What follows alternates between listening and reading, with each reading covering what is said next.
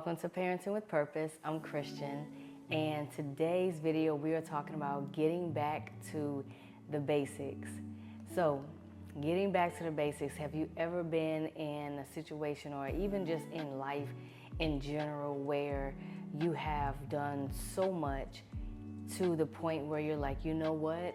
I'm going back to the basics. Like, I don't even know how I got to this point. I don't know how I got this far, but it's time to go back to the basics and simplify things. Like, I know I've been there multiple times, and so that's where we're at, going back to the basics. And so lately God has really been just like magnifying the younger generation to me. Like, I really do have a passion for the younger generation, and so lately he's been magnifying the things that they're going through.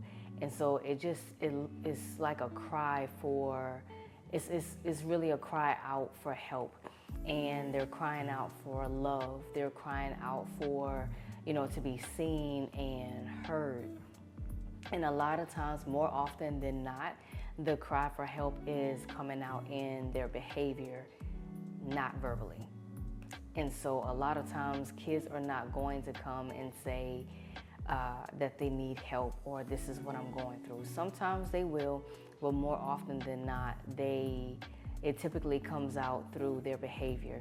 And so it'll come up in ways like talking back to their parents, being rebellious, self-harming, being promiscuous, being influenced by, bad company for the attention, for the intention of being accepted, opening themselves up to idols.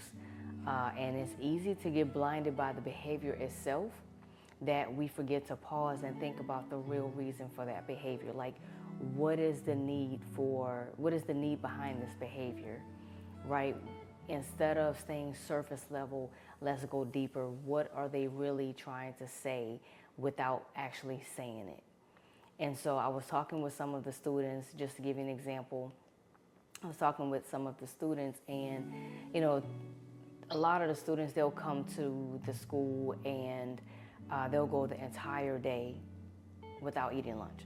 They'll go through the line, they'll get the lunch, and they'll just sit down and talk with their friends, but they won't eat lunch. And so I was encouraging them to eat their lunch. And so two of the students, there were more than two students, but there were two specific students who really grabbed my attention from what they were talking about. And so they were letting me know that, obviously they don't like the food. They said the school food was not, it wasn't good. I'll just say that, all right? And so I suggested that they bring their own lunch to school. And so they started to explain, these two students, they started to explain that they wish their mom would fix their lunch. And for a second, I'm like, okay, y'all are old enough. Why can't you fix your own lunch? Like, you can get up, like, this is part of responsibility. Like, you can get up early enough in the morning, and fix your lunch before you come to school. Or depending on what it is, maybe you could fix it at nighttime and already have it together before you leave out in the morning. And so they, one of them started to explain, they know they're capable of fixing their own lunch, but they will feel special knowing that their mom took her time to prepare their food. And as they were talking, it's like I could hear that it really had more to do than just food. All right. And so years ago, I remember when I was in the military and those years of working in the corporate world, and I was so busy trying to get to work on time.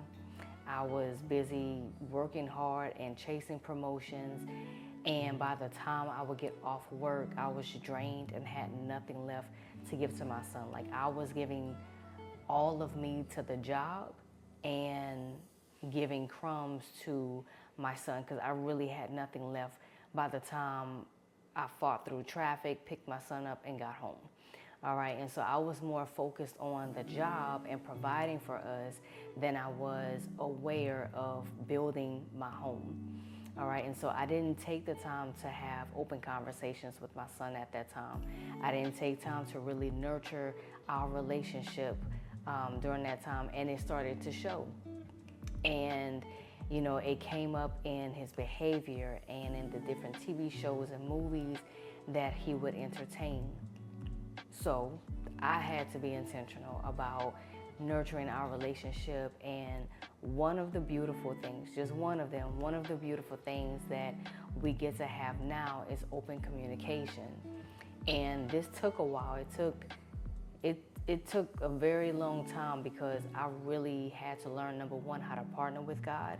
And then I had to learn my son, and then I had to unlearn some things and then allow God to move in me during that time, just so I can learn my son all over again and actually nurture that relationship. Okay, so one of the beautiful things is that, yes, now we get to have open communication, and open communication opens the door to so much more. It builds trust, it builds healthier relationships, and not just with you as mom, but you'll also see a difference in how your child interacts with their friends. And open communication can also lead to emotional security. That's another topic for another day. I would like to talk about that on this channel, but if you're interested, go ahead and let me know. But I would really like to talk about emotional security and just what God has been showing me about that. But yes, having that open line of communication, it does lead to emotional security for your child. So going back to the story about the students and how they desire to have their mom fix their lunch sometimes, it's not about fixing the food. It's actually deeper than that, and it actually has to do with feeling loved, seen, heard, and special. All right, this isn't about comparing what you are and are not doing. This is more so to do with being aware of your home and nurturing your relationship with your child. All right, and so the way to know a person is by spending time with them. And when you begin spending more time with a person, you build trust and levels of openness. The more you spend time with a person, they will start to open up and share things with you that will shape your relationship. And most of all, allow God the opportunity to move through you to help that person. All right, so I hope you never underestimate your relationship as a mother, your role as a mother. All right, being a mother is one of the most honorable, one of the best callings that we will ever receive from God. We have the honor of loving, raising, and nurturing another child of God. And when you look at it that way, it should change how you see each day with your child, right? You get to partner with God on raising and nurturing and loving on one of his children. You get to be a part of it. And when a child knows that they are loved, when they know that they are seen, loved, heard, accepted, appreciated, when they know that they are special, they won't go looking for it elsewhere. They will know who they can come to when they have questions or concerns, or to simply just laugh and talk. So that's all I have for you today in this video. That's all I have. Don't forget to like, comment, and subscribe. I hope that you actually take some time this week to think of ways that you can nurture your relationship with your child. It doesn't have to be expensive. You don't have to get stressed out on what you can do or what not to do, what to do. Just do something to spend time together with your child. It really is a beautiful thing, and something that I've learned, and I still have to remind myself, is that it is not about perfection. It really is. It has nothing to do with perfection. It has everything to do with presence. as in being present in that moment, being present and being intentional in your child's life. All right. We're not asking, even we who, as mothers now, we're not looking for perfectionism in our children. We're not looking for perfectionism. When we were kids, we were not looking for perfectionism, right? We're looking for presence. We want our parents to be present. So that's what our children are looking for. They're looking for, are you present in my life? Because again, it does build trust. It does build emotional security. It leads up to so many positive things.